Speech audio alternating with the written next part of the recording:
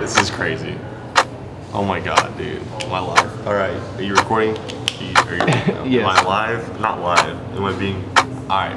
Why does it have to get to that? We sent 4 or 5 emails before that. Like, It may fund on Tuesday, but... Back at it again. Local sponsor, Quick Trip. I have no stock in the company. It's a private company. I wish I could own stock in this company. I've always wanted to own stock in this company. Quick Trip, sponsor these videos someday. Yeah, so that was just a closing that just the creativity that's done on some of these deals is like immense. And so like, it's a lot. But it's important because that's how you get your money. You're just trying to make sure that it's super clear because we sell to a lot of institutions, family offices, hedge funds, and they have different underwriting requirements than typical, just normal everyday investors. And so there's just a certain level of detail that's required to make sure those deals close. And the sellers and then other people involved in the deal don't normally deal with that, so we kind of have to get them on board. And so that's what I was doing. So just always communicating, trying to set the expectations as best as possible. But yeah, we have 14 deals closing in October, which is a blessing. Super thankful for my team and everyone we're partnering with on deals. So that's just one of them, and I have like 5 more to follow up on today. So dial it in. This is crazy. Oh my god, dude. Am I live? All right. Are you recording? Yes. Am I live? Not live. Am I being... All right. So we closed this deal on Tuesday. I had to get it pushed back because the fund made a mistake on their underwriting department. I love this. First of all, if the fund ever watches my videos, I love you guys. You guys buy a lot of deals from us. But just the hierarchy in departments is tough sometimes, which I love you guys. However, I had to go back and renegotiate a 2-week extension with the seller, which is a big part of our value proposition to our sellers, to our clients, is that we can close quickly, efficiently, smoothly if they choose their close date, and that's a part of how we get a margin on a deal. And so I had to go back to the seller, which I hate to do, and say, hey, we need an extension here. I had such good rapport. It's like, he's like, hey man, don't worry about it, and can you put some more earnest money down? I said, that's fine. That way it instills confidence the deal's gonna be closed. Finally get to the closing table this past Tuesday. It's Friday. The money is at title, but the fund has to send an email saying, wire's good to be sent. If they don't send the email, title's not supposed to release it. It's Friday. So his attorney's calling the title company and saying, hey, what the freak's going on? And I sent an email to the fund. I'm like, hey, hi everyone. This is the first time this ever happened before, but we can't send this wire out because you all haven't sent a freaking email.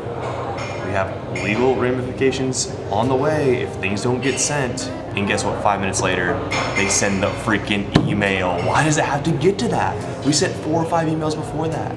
Like, yeah, just a lot of this game is follow up. So if you don't like following up, work with someone that likes following up, or hire someone that likes following up. The money's always in the follow-up. That's like a huge thing in life too, right? If you're going for that dream job, you're going for that, if maybe you're an actor, you're trying to get that gig, you just have to be persistent, tenacious. 1 out of 100 deals that's ever happened all this year, but hate to see that, because then you weaken that trust with the seller, and it's not our fault. But what we're gonna start doing in the future, we're gonna start closing the buyer a day before the seller, so we can avoid this, right? So I can complain all day, but if I don't reflect, take ownership, and think of a solution, then it's just gonna it could happen again. So how do we stop that from happening? We're gonna close the buyer a day before, so that it's nice and clean, so sellers don't get all antsy. Yeah, that's that. Okay, so he's not like super motivated, he could rent it out, but at the same time, how long has it been up there for rent? I just got the home acquisitions guy. He is headed out of town to Arkansas with his wife. So I'm kind of jumping into his role for a little bit today because there's this deal that's really tight, and it's just a seller's market. Like, it is a seller's market. And so this deal's a little tight, and we've told the seller that, like, hey, listen, this is gonna be tight for us. So we've had some buyers go through, and they've been giving us it's just not a lot of margin on it. And so I'm just gonna call them and say, hey, listen, we can move forward and close here in a couple weeks. But we do need to be right around this price. Like, Is there any way you'd be willing to do that? Would it, you know, a $10,000 price drop be crazy to you or not, you know? So, and just go from there, just be honest with them and direct and be like, hey, listen, we can still get this done, but it's just the price that we originally have talked about is just gonna be, it's not enough margin for us. It's already a profitable deal, but it's just these are the situations and harder conversations you have to have in real estate investing and anything in life where you just need to be honest with people. Like, hey, listen, the price you're wanting is just, it's not the price that's gonna work for us or for the investors we work with or our capital partners. Either way, if they say no, move on to the next deal. We have plenty of other deals in the pipeline as well. This would be deal 15 if we were able to get this locked up with our end buyer. So yeah, that's what I'm doing right now. Sorry, but the person you called has a voice mailbox that has not been set up. Okay.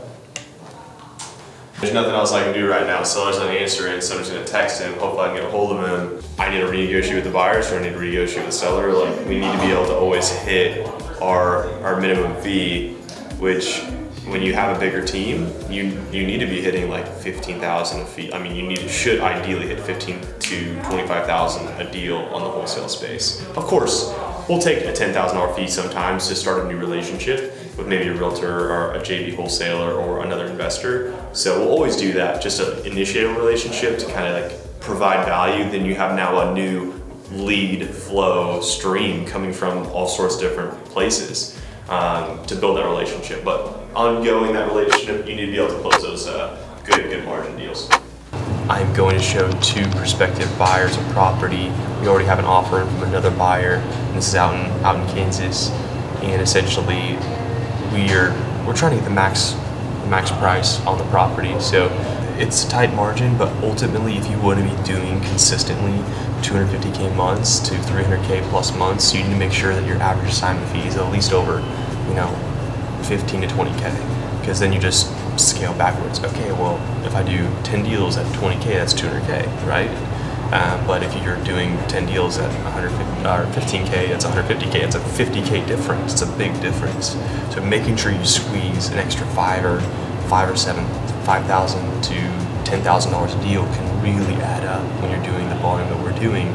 So that's what I'm going there to do. I'm trying to make sure we hit our average assignment fee as, you know, 20 to 25,000. However, all the time, there's deals we can't make that happen.